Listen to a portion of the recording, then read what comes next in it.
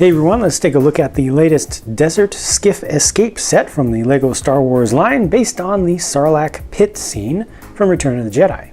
LEGO has done a number of these skiffs before. This is the first one to go full dark tan for the primary color, and I think it's the highest they've ever gotten the bulwarks at the front and the rear to date. I think they look pretty good there, just scale-wise, proportion-wise. We've got a little bit of offset to the vertical positioning of those. I think one thing that's missing here is some of the pointiness of the nose. I think previous versions have captured that a little bit better. This kind of just needed to be extended out a bit, I think. Speaking of extending out, you have the plank on the side. Put a figure right there on the tip of it and extend this out. That's very convenient. Doesn't go out too far, but again, proportion-wise, kind of looking at the skiff as being proportioned the same way a minifigure is, not entirely accurately, I think that it actually works out pretty well. I like the shaping, subtle things down here on the underside, and of course the fact that it is lifted up with the clear pieces underneath makes it feel a little bit more like it's hovering. And it's fairly stable like this because they give you actually pairs of those stands underneath. These fin sections look pretty good to me. It looks respectable around the back. How they've bent the railing around works for me. Looks fine on the less camera friendly side. It does have a spot that kind of opens up. You get a gap there when you push the plank out, but that really doesn't bug me personally. And at the front, even though, like I said, it's not quite pointy enough for me, but this flips up and hey, spring-loaded shooter could easily have been put in there, but they didn't put one in there because it wouldn't have made sense. It didn't need it, so I'm glad that they didn't. Ha! On deck in the center is a compartment that can be opened up, a very traditional brick build there, just a couple panels on the sides.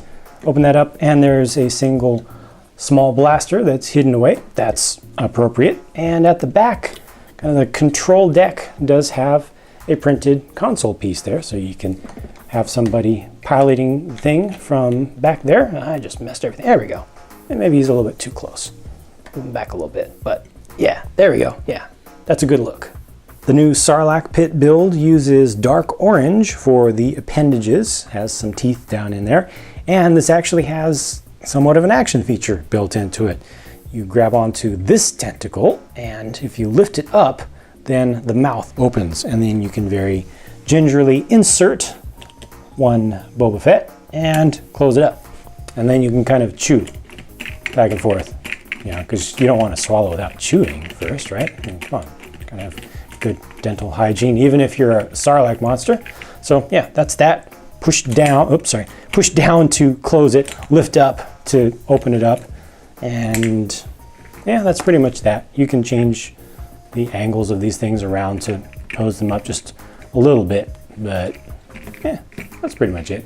The selection of minifigs I think is a pretty big deal in this set with the Return of the Jedi version of Boba Fett compared to the sand blue based Empire Strikes Back versions. This one has the regular light gray color.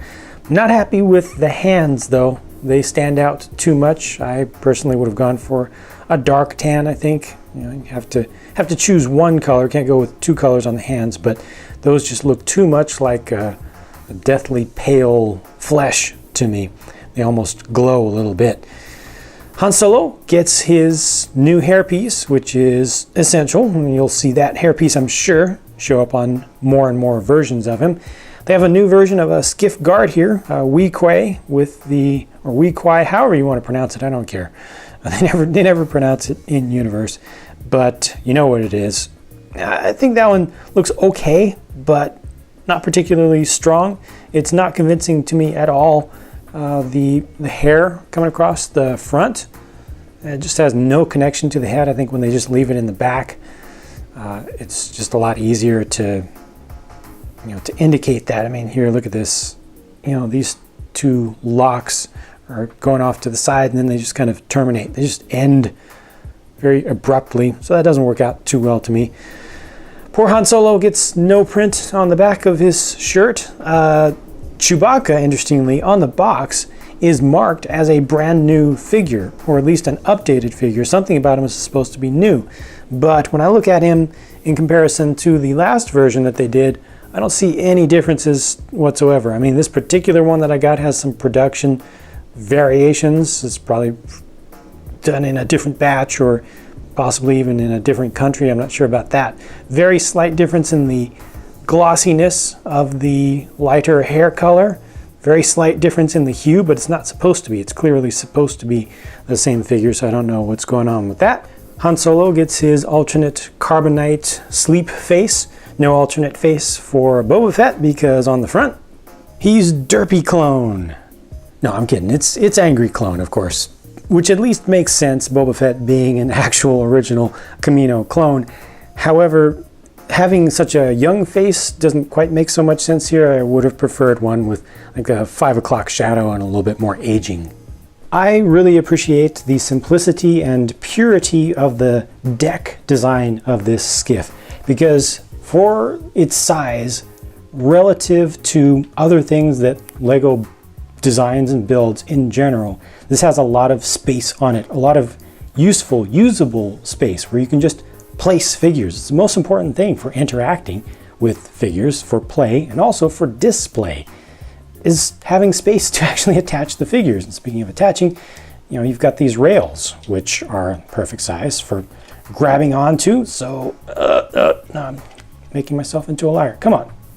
He's got very tough Wookiee hands, but yeah, you can grab onto the rails to do interesting things.